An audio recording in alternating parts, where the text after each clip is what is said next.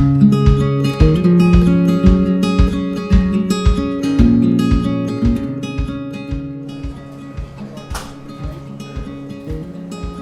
Nes. Wah, lama banget nih aku gak ketemu sama kamu.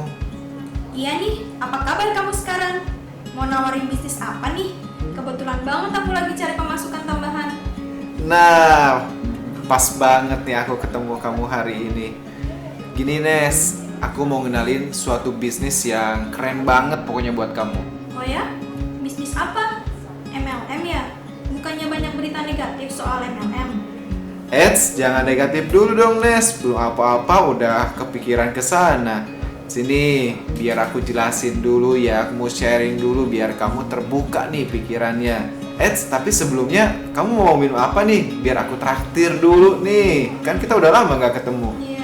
Apa aja deh, aku mah. Oke, baik. Mbak, maaf Mbak. Boleh pesan minumnya?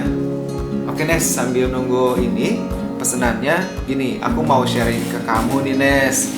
Kenapa sih banyak orang yang masih menganggap bisnis di TNC itu negatif terus gitu ya?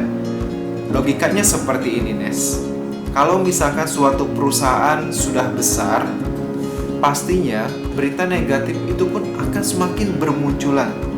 Ingat gak ada pepatah yang bilang, semakin tinggi suatu pohon, maka semakin banyak dan besar angin yang akan menimpanya. Hal ini pun sama juga Nes pada suatu perusahaan. Kalau perusahaan itu semakin besar, semakin luas gitu ya bisnisnya, maka perusahaan itu pun akan semakin banyak isu-isu negatif. Tujuannya macam-macam Nes. Ada yang tujuannya ingin menjatuhkan, ingin mencemarkan nama baik, dan hal lain-lainnya juga, mau dari kompetitor maupun dari pihak yang tidak suka, tidak puas dengan perusahaan yang tujuannya sama negatif tadi. Nah, sekarang aku mau ngasih kamu info masalah bisnis MLM ini atau direct selling. Nah, bisnis MLM ini bisnis yang memang kalau dikatakan sih bukan bisnis yang susah-susah amat ataupun gampang-gampang amat. Kok bisa gitu sih? Nah, maksudnya gini Nes, kalau aku perhatiin ya, kamu juga bisa lihat mungkin ya, banyak kok orang yang sukses di bisnis MLM ya, khususnya di TNC. Tapi bukan berarti nggak ada yang gagal. Terus yang gagal gimana? Banyak Nes. Yang gagal pun banyak banget. Nah, kenapa mereka bisa gagal?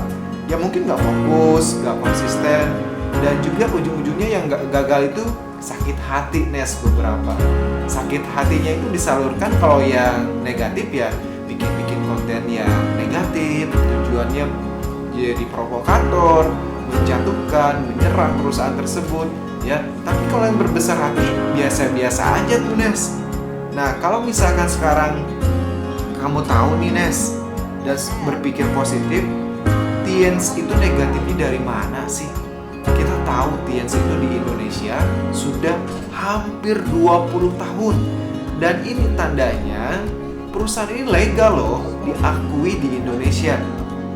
Kamu mau tahu kan diakuinya dari mana aja Nes? Selain sudah terdaftar di Indonesia, juga terdaftar di APRI atau Asosiasi Pedagang Langsung Indonesia. Selain itu juga terdaftar syariah di Majelis Ulama Indonesia. Dan juga dapat surat izin penjualan langsung dari Menteri Perdagangan.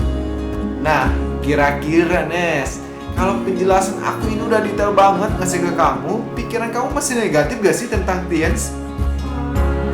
Kayaknya bisnis yang bagus sih. Boleh deh aku pertimbangin lagi. Oke deh Nes, kalau gitu jangan sungkan kalau nanti misalkan kamu ada yang masih ragu atau nggak yakin tentang bisnis di TNC, kontak aku aja ya. Boleh, kabarin aja ya. Pastinya Nes. Oke, kalau gitu aku pamit dulu ya. Oke Nes, nggak apa-apa, aku juga sambil mau nunggu teman-teman nih mau ada sharing bareng mereka.